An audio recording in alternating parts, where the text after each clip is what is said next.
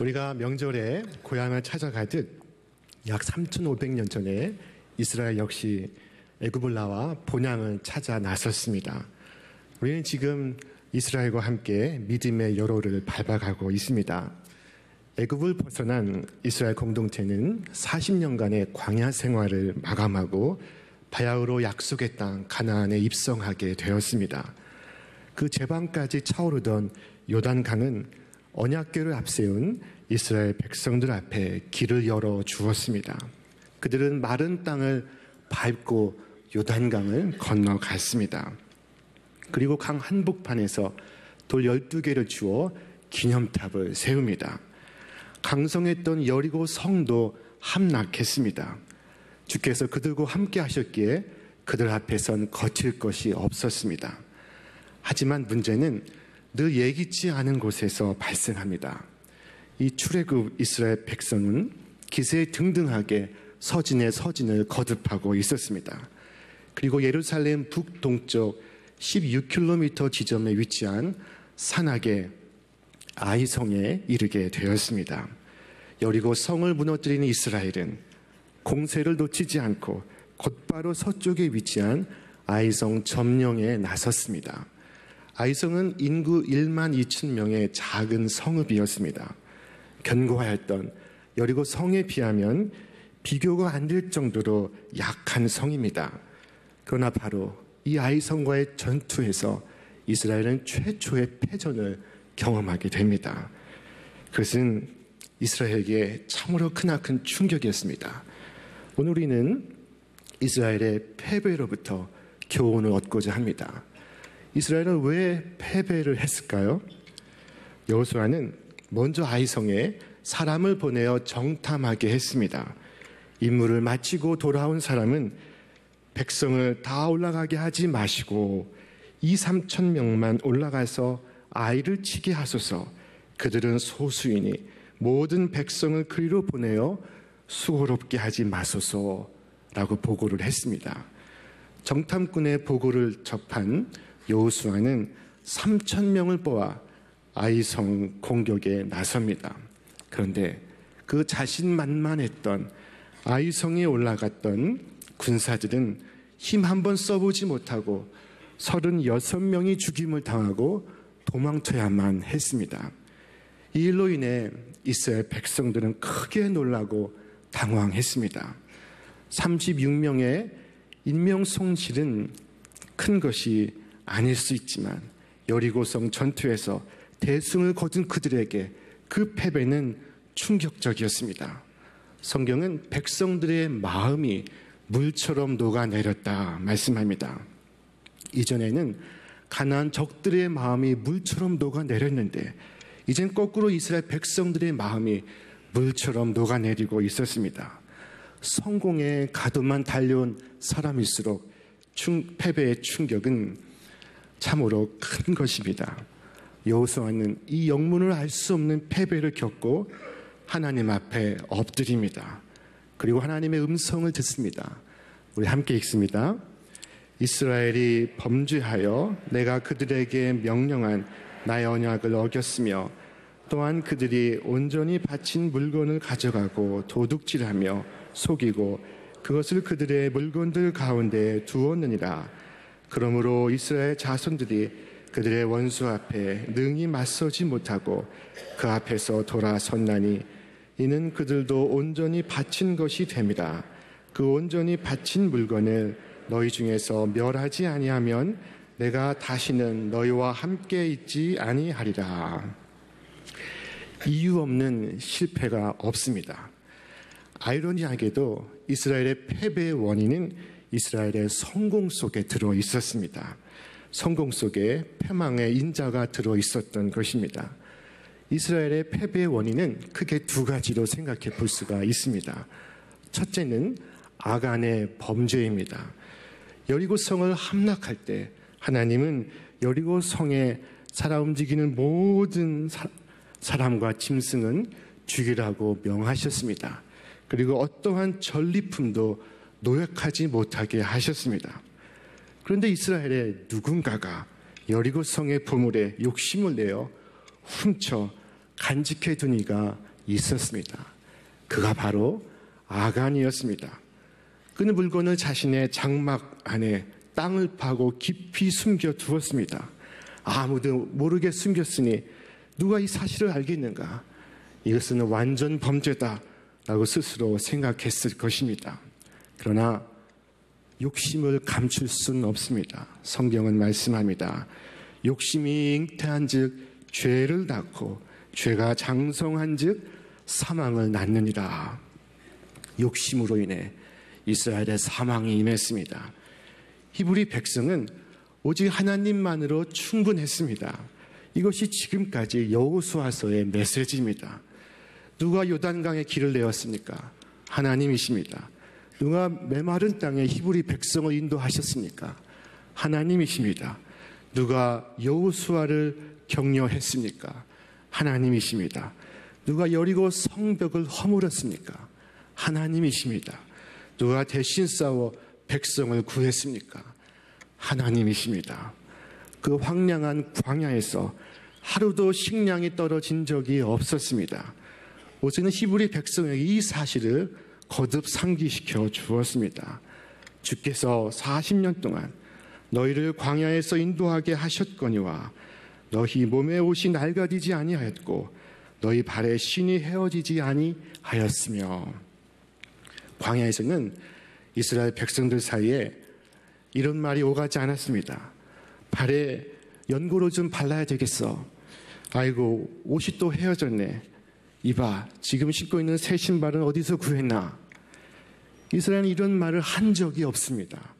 하나님이 모든 것을 공급해 주셨습니다. 그리고 하나님은 가나안 땅에서 더 많은 것을 공급해 주시겠다 약속하셨습니다. 히브리인에게 하나님은 복의 유일한 근원이셨습니다. 그런데 이스라엘이 하나님의 약속을 버리고 보물을 주머니에 챙기려 한 것은 예사스러운 일이 아니었습니다. 그것은 하나님 없는 삶을 꿈꾸는 것입니다.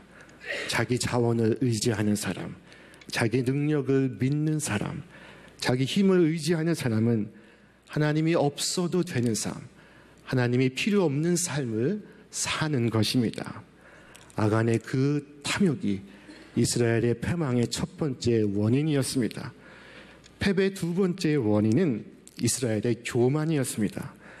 아이성을 정탐한 사람들은 여호수아에게 보고하기를 아이성은 작기 때문에 이스라엘 백성들이 다 올라갈 필요 없이 2,3,000명만 올라가면 된다고 보고를 했습니다. 이스라엘 사람들은 왜 2,3,000명 정도로 12,000명의 아이성을 공략할 수 있으리라 생각을 했을까요? 그들은 여리고성 승리에 도취한 나머지 여리고성을 무너뜨린 것이 자신들의 힘이 아니라 하나님의 능력이었음을 잊고 있었던 것입니다. 하나님의 능력을 잊으면서 스스로의 능력에 대해 과대평가했고 적들의 능력에 대해 과소평가했던 것입니다. 정탐은 그야말로 정보를 수집하는 것입니다. 중요한 것은 이스라엘의 총지휘관이신 하나님이 내리시는 작전 명령입니다. 그러나 이상하게도 여호수아는 하나님께 묻지 않습니다. 이스라엘 백성들 앞에 하나님의 언약궤가 앞장섰다는 말씀도 없습니다. 단지 정탐한 사람들의 말만 믿었던 것입니다. 그 결과는 참패였습니다. 이스라엘 백성들은 아이성 전투에서 전혀 힘을 쓰지 못하고 패배하였습니다. 마음이 하나 되지 못하였고 결국 적 앞에 등을 돌리고 뿔뿔이 도망치게 되었습니다. 죽은 숫자는 36명이지만 이스라엘 백성이 받은 충격은 엄청났습니다. 백성의 마음이 녹아 물같이 된지라 하신 이 말씀은 이스라엘 백성들의 마음이 엎어진 물처럼 되어 수습하기 힘든 상황이 되었다 하신 것입니다. 바로 이것이 하나님께서 함께 하시지 않을 때 나타나는 현상입니다.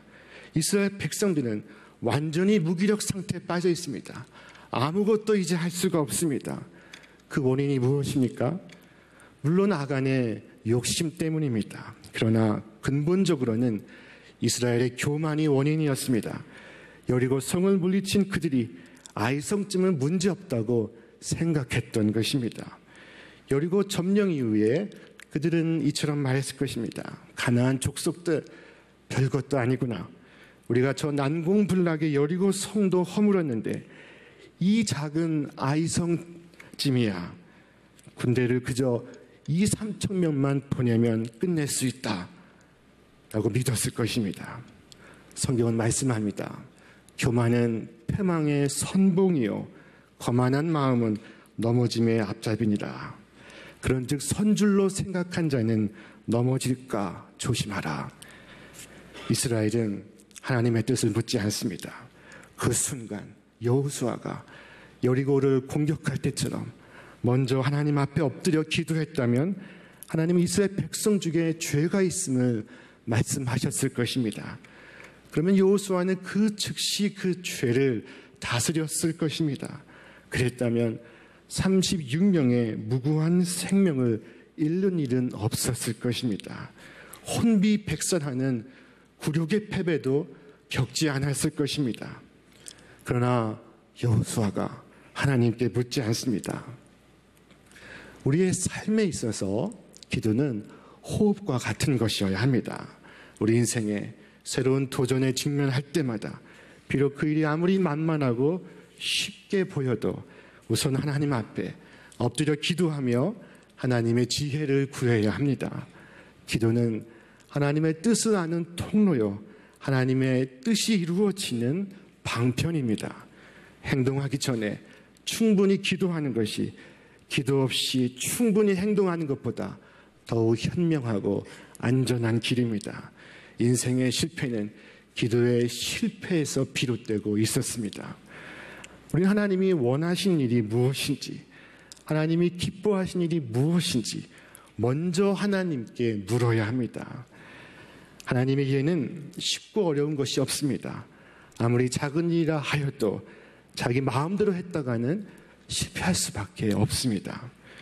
이 최초로 경험한 패전으로 말미암아 사람들의 마음은 움츠러들고 여호수아도 예외는 아니었습니다. 그는 슬퍼하며 자신의 옷을 찢고 언약궤 앞에 땅에 자신의 얼굴을 묻고 그리고 저녁 때까지 엎드려 있었습니다. 이스라엘의 장로들도 그 뒤를 따라 슬픔에 젖어 먼지를 그 머리 위에 덮어쓰고 그리고 저녁 때까지 슬피 울며 기도하였습니다. 위기 앞에 우리는 여러 가지 반응을 보일 수가 있습니다. 누군가는 상황을 탓할 수 있고, 누군가는 운을 탓할 수 있고, 누군가는 사람을 탓할 수 있고, 누군가는 원수를 탓할 수도 있습니다. 그러나 해결은 내 자신이 회개하며 하나님께 엎드린 것에서 시작됩니다. 여호수아와 이스라엘 백성들은 저녁 때까지 머리를 땅에 대고 엎드려 있었습니다. 영혼의 이 몸부림을 통해 이스라엘은 다시 하나님만 의지하는 백성이 되어가고 있었습니다. 여호수아는 이제 끝이라고 생각했지만 하나님은 이제 시작이라고 말씀하십니다. 여호수아는 하나님의 음성을 듣습니다. 일어나라, 어찌하여 이렇게 엎드려 있느냐. 하나님은 여호수아에게 일어나라 말씀하십니다. 하나님께서 그를 일으켜 세우시고 다시 시작하라 말씀하십니다. 칠흑 같은 절망을 딛고 다시 일어나라 말씀하십니다. 우리가 실패할 때 꼭 기억해야 할 것은 이 한 번의 실패로 우리는 결코 망하지 않는다는 것입니다. 그 한 번의 실패로 우리가 죽지 않습니다. 하나님, 우리가 실수한 것 때문에 우리를 버리지 않으십니다. 우리가 실수할 때 버리시는 것이 아니라 우리가 그 실수를 고치지 않을 때 우리를 버리십니다. 이제 이스라엘은 무엇을 해야 할까요? 하나님께서 여호수아에게 하시는 말씀에 귀 기울여 보시기를 바랍니다. 이스라엘이 죄를 지었다. 나와 맺은 언약, 지키라고 명령한 그 언약을 그들이 어겼고 전멸시켜서 나 주에게 바쳐야 할 물건을 도둑질하여 갔으며 또한 거짓말을 하면서 그 물건을 자기들의 재산으로 만들었다. 하나님은 이스라엘 진영 가운데 문제가 있다 말씀하십니다. 누군가 하나님께 돌려야 할 것을 사취했다 말씀합니다. 하나님은 여호수아를 통해 범죄한 자를 찾아내게 하셨습니다. 그것은 제비를 뽑는 방식이었습니다. 여호수아는 자리에서 일어나 모든 백성을 그 앞에 불러 모았습니다. 먼저 12지파의 두령들이 차례로 나와 제비를 뽑습니다. 그 가운데 유다 지파가 뽑혔고 유다 지파의 족장들이 차례로 나와 제비를 뽑자 세라 족속이 뽑혔습니다. 세라 족속의 어른들이 나와 제비를 뽑자 삽디 가문이 뽑혔고 삽디 가문의 남자들이 나와 제비를 뽑자 마침내 아간이 뽑혔습니다. 하나님이 죄인을 바로 발표하지 않으시고 제비 뽑는 과정을 밟게 하신 것은 그 과정을 통해 이스라엘 백성들이 스스로 죄를 찾아가게 하고 죄를 깨닫게 하실 위함입니다. 여호수아는 지파에서 가문으로, 가문에서 개인으로 범위를 좁혀가 마침내 아간의 자백을 끌어냅니다. 아간이 여호수아에게 대답하여 이르되 참으로 나는 이스라엘 하나님 여호와께 범죄하여 이러이러하게 행하였나이다. 내가 노력한 물건 중에 시나이 산의 아름다운 외투 한 벌과 은 200세겔과 그 무게가 50세겔 되는 금덩이 하나를 보고 탐내어 가졌나이다. 보소서, 이제 그 물건들을 내 장막 가운데 땅속에 감추었는데 은은 그 밑에 있나이다. 아간은 순순히 자신의 죄를 고백합니다. 전리품 가운데 몇 가지를 그가 숨겼다는 것입니다. 시날 지역에서 수입해온 외투 한 벌, 그리고 은 200세겔, 그리고 50세겔 나가는 금덩이 하나를 숨겼다는 것입니다. 1세겔이 11.5g 정도 나갑니다. 그러므로 은 200세겔이면 2.3kg가 되고 50세겔 나가는 금덩이는 575g으로 약 153돈에 해당이 됩니다. 견물생심이었을까요? 아간이 죄를 범하는 과정을 추정하는 것은 그리 어렵지 않습니다.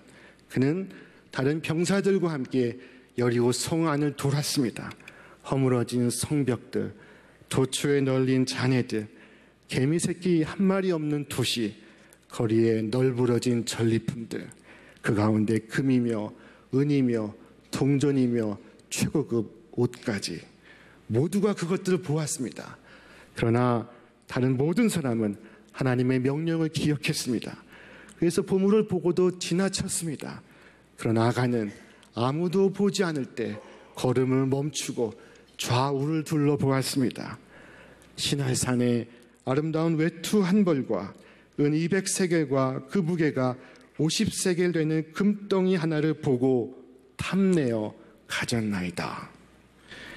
보고 탐내어 가졌다. 이 세 가지 죄의 경로는 에덴 동산에서 선악과 열매를 따먹던 아담과 하와를 연상케 합니다. 여자가 그 나무를 본즉 먹음직도 하고 보암직도 하고 지혜롭게 할 만큼 탐스럽기도 한 나무인지라 여자가 그 열매를 따먹고 자기와 함께 있는 남편에게도 주매 그도 먹은지라. 여자가 그 나무를 본즉이라고 말씀합니다. 아간도 죄가 들어오는 그 첫 번째 경로가 보고라고 했습니다. 그리고 두 번째가 그것을 탐하는 것이요, 세 번째가 그것을 취하는 것입니다. 오늘 아간은 세상의 것을 욕망하고 있습니다. 그는 보았고 본 것을 탐하였고 탐한 것을 가졌습니다. 그가 취한 보물들은 그의 장막 속 깊은 곳에 숨겨져 있습니다. 그러나 결국 감추인 것이 드러나고 여호수아는 그 범죄한 자와 범죄한 자의 가족 전체를 처형하고 그가 가진 소유를 불태웠습니다. 그것은 참으로 잔인한 처벌이었지만 이스라엘 공동체를 새롭게 하기 위한 피할 수 없는 과정이었습니다. 아간이라고 하는 개인은 공동체 속의 개인입니다. 그가 그렇게 된 것은 공동체의 잘못이고 그의 죄는 공동체가 함께 범한 것입니다. 아간의 범죄에 대하여 하나님은 아간이 죄를 범하였다 말씀하지 않으시고 이스라엘이 죄를 범하였다 말씀하셨습니다. 이스라엘이 범죄하여 내가 그들에게 명령한 나의 언약을 어겼으며 그러하여 공동체가 함께 벌을 받습니다. 그의 가족과 심지어 그의 짐승들도 함께 벌을 받습니다. 그의 나귀가 무슨 죄를 지었습니까? 그의 양이 무슨 잘못을 했습니까? 그러나 아간에게 임한 벌을 그들도 피할 수는 없었습니다. 여호수아서 7장 26절은 말씀합니다. 우리 함께 읽습니다. 그 위에 돌무더기를 크게 쌓았더니 오늘까지 있더라. 여호와께서 그의 맹렬한 진노를 그치시니 그러므로 그곳 이름을 오늘까지 아골 골짜기라 부르더라. 여호와께서 그의 맹렬한 진노를 그치셨다 말씀합니다. 이스라엘 백성들은 느끼지 못했지만 하나님은 맹렬히 진노하고 계셨습니다. 무서운 병도 내리지 않았고 천둥과 번개도 치지 않았지만 하나님은 진노하고 계셨습니다. 하나님이 진노하신 것을 우리가 어떻게 할 수 있습니까? 하나님이 아무 말씀도 하지 않으신 것이 진노하신 것입니다. 하나님께서 이스라엘 백성들을 내버려 두신 것이 하나님이 진노하신 것입니다. 이 아간을 처벌하는 과정을 통해 이스라엘은 정말 무서운 적이 외부에 있지 아니하고 자신들 가운데 있음을 깨닫게 되었습니다. 지금도 아골 골짜기에 돌무더기는 존재하고 있습니다. 그 돌무더기는 우리에게 큰 경종을 울리고 있습니다. 오늘 우리의 장막을 뒤지면 무엇이 나올까요? 믿음이 드러날까요? 아니면 감추인 욕망이 드러날까요? 오늘 아간처럼 감추는 것이 많은 세상을 우리는 살아가고 있습니다. 어떤 사람은 하나님의 것을 감춥니다. 예언자 말라기는 그것을 하나님께 드릴 헌물이라고 말했습니다. 우리 함께 말씀이 있습니다. 사람이 어찌 하나님의 것을 도둑질하겠느냐? 그러나 너희는 나의 것을 도둑질하고도 말하기를 우리가 어떻게 주의 것을 도둑질하였나이까 하는도다. 이는 곧 11조와 봉헌물이라. 어떤 이들은 또한 하나님의 시간을 감추기도 합니다. 하나님의 시간은 안식일 곧 주님의 날을 의미합니다. 우리 함께 말씀이 있습니다. 안식일을 기억하여 거룩하게 지키라. 엿새 동안은 힘써 내 모든 일을 행할 것이나 일곱째 날은 내 하나님 여호와의 안식일인즉 너나 내 아들이나 내 딸이나 내 남족이나 내 여종이나 내 가축이나 내 문 안에 머무는 객이라도 아무 일도 하지 말라. 하나님을 더욱 믿고자 하나 마음속에 갈등이 있을 때 기도하시기를 바랍니다. 왕이신 나의 주여, 제가 주님보다 더 중요하게 여기는 것이 있다면 깨우쳐 주옵소서. 제 삶 속에 주님보다 더 깊이 뿌리내리고 있는 것이 있다면 찾아서 그 뿌리를 뽑아주시고 주님만 더 의지하게 해 주십시오. 기도하시기를 바랍니다. 오늘 이스라엘의 성공만큼 위험한 것은 없었습니다. 여호수아와 이스라엘은 여리고성 함락이라는 승리의 절정에서 한순간에 아이성 패배라는 눈물과 고통의 골짜기로 내려옵니다. 그러나 실패를 마냥 부정적으로 볼 것만은 아닙니다. 우리는 실패로부터 교훈을 얻을 수가 있습니다. 실패의 골짜기에서 우리는 겸손히 기도하는 법을 배웁니다. 실패는 우리를 겸손하게 하고 그리고 지혜롭게 합니다. 오늘 아이성과의 패배에서 얻는 교훈은 큰 일이든 작은 일이든 교만을 버리고 하나님의 뜻을 구하라 하는 것입니다. 탐심을 버리고 하나님의 뜻을 행하라 하는 것입니다. 오늘 아이성의 패배를 통해 여호수아와 이스라엘 백성들은 무엇이 성공과 실패를 가르는지 똑똑히 보았습니다. 훗날 여호수아가 임종할 때 이스라엘의 장로들과 두령들과 재판관들을 불러 모아 이렇게 유언하였습니다. 그러므로 이제는 여호와를 경외하며 성실과 진정으로 그를 섬길 것이라. 너희의 열조가 강 저편과 애굽에서 섬기던 신들을 제하여 버리고 여호와만 섬기라. 만일 여호와를 섬기는 것이 너희에게 좋지 않게 보이거든 너희 섬길 자를 오늘날 택하라. 오직 나와 내 집은 여호와를 섬기겠노라. 오늘 우리 역시 섬길 자를 택하시기를 바랍니다. 우리는 누구를 믿습니까? 하나님입니까? 보물입니까? 우리는 누구의 힘으로 살아가고 있습니까? 내 힘입니까? 하나님의 힘입니까? 우리는 살아갈수록 예수를 더 의지하려는 싸움을 해야 합니다. 하나님을 의지하지 않는 사람은 저들은 작으니 우리는 소수만 가도 되겠습니다 라고 말합니다. 그러나 승리는 여호와로 말미암는 것입니다. 적의 규모나 우리의 능력으로 되는 것이 아닙니다. 이스라엘은 여리고성을 자신들의 힘으로 얻지 아니하였습니다. 상대가 가진 것이 얼마큼이고 내가 가진 것이 얼마큼인가가 중요하지 않습니다. 우리는 그저 끝까지 창을 잡고 최선을 다할 뿐입니다. 나머지는 하나님께서 책임져 주실 것입니다. 찬송가 543장은 노래합니다. 어려운 일 당할 때 나의 믿음 적으나 의지하는 내 주를 더욱 의지합니다. 세월 지나갈수록 의지할 것뿐일세 무슨 일을 당해도 예수 의지합니다. 밝을 때의 노래와 어두울 때의 기도로 위태할 때 도움을 주께 간구합니다. 세월 지나갈수록 의지할 것뿐일세 무슨 일을 당해도 예수 의지합니다.